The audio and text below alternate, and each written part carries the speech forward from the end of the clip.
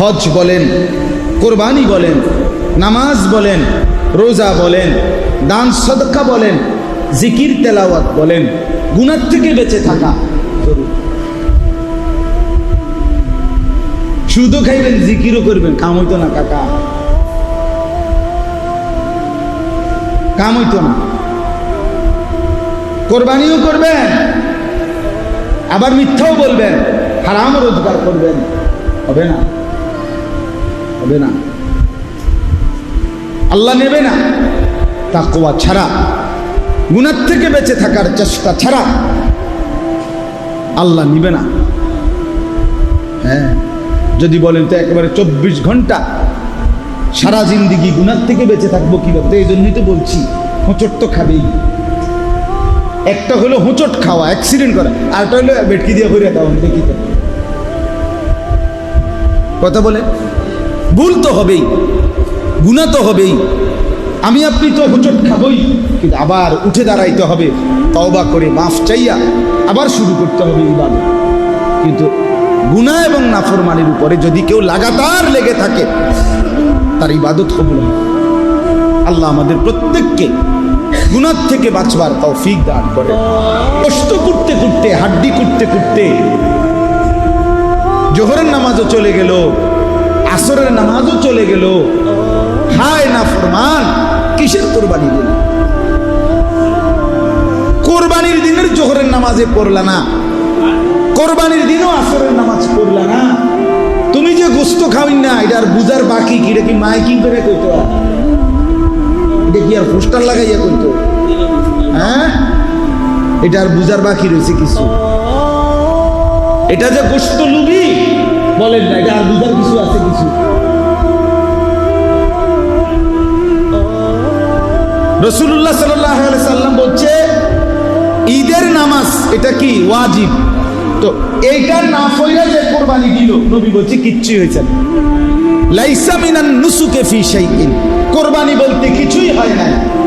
এখন আমার প্রশ্ন হলো, শুনো, যদি ওয়াজিব নামাজ না পড়লে কুরবানি দেয়, তাহলে নবী বলছে এটা কিচ্ছু হয়েছে না তোর কুরবানি। তো যেই নাফরমান ফজরের নামাজ না পড়লে কুরবানি দেয়, কিরে নাফরমান, তো এটা তো ফজর নামাজ ফরজ, বুঝলেন না? কোরবানির দিন যে ফজরের নামাজও পড়লো না, এটি বইয়া রইল গরুর লাগিয়া, গরুর গোসল করে। আরে তুই না গোসল করবি, না গরু গোসল করে কিনবি, গরুর গোসল করে, এতে বেটা গরু লইয়েই গেছে, কল্লি বুসি লইয়েই খাওয়াটার দাম শেষ, দাও লইয়া, তারপরে ওই যে কোবাই না এটা টাটফাল মাটফাল ইডি আয় আয় শিক্ষার কারে কয় দফানি উলানি। এই মুহূর্তে হজ এবং কোরবানির মৌসুম, তো আমরা আল্লাহ তাআলা যাদেরকে শরীয়ত কর্তৃক নির্ধারিত সম্পদ মালিকানা দিয়েছেন, তারা আলহামদুলিল্লাহ আল্লাহর ঘরের উদ্দেশ্যে হজ্জে ইতিমধ্যে রওনা হয়ে অনেকেই পৌঁছে গেছেন, অনেকেই যাচ্ছেন। এই হজ্জের বিধানের সাথে সাথে আরেকটি গুরুত্বপূর্ণ বিধান, সেটা হলো কোরবানি। এটা সারা পৃথিবীর মুসলমান নিজ নিজ অঞ্চলেই আল্লাহ পাকের এই হুকুমটি পালন করে থাকে। এই জন্য কোরবানি এবং হজ, কোরবানিটা ওয়াজিব, হজ ফরজ। আর ফরজ ওয়াজিবের ব্যাপারে গাফলতি করতে নাই, অবহেলা করতে নাই।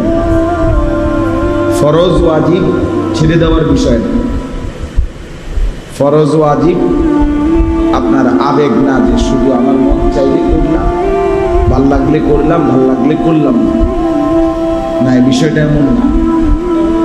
যেটা ফরজ, যেটা ওয়াজিব, সেটা কষ্ট হোক আর পেরেশানি হোক, আপনাকে করতে হবে। যেমন মনে করেন কোনো ব্যক্তির উপরে শরীয়ত কর্তৃক নির্ধারিত সম্পদের মালিক হওয়ার কারণে হজ যদি একবার ফরজ হয়, তাহলে এই হুকুম আর মৃত্যু পর্যন্ত বাদ যায় না। মনে করেন 2024 সালে আপনার কাছে হজ্জের ফরজ হওয়ার মতো টাকা ছিল, সম্পদ ছিল, জমি ছিল। কোন মুসলমানের কাছে তার সংসারের মৌলিক খরচ, মনে করেন 6 জন 7 জন 8 জন বিবি বাচ্চা, বাজার সদাই, ওষুধপত্র, কাগজ কলম, গ্যাস, বিদ্যুৎ, পানির বিল, এই যে খরচটা 1.5-2 মাসের হজে যাওয়া আসা থাকা, এই সময়টুকু খরচ আর হজের খরচ মনে করেন এখন 7 লাখ, তো আরো পরিবারের খরচ হলো 2 লাখ,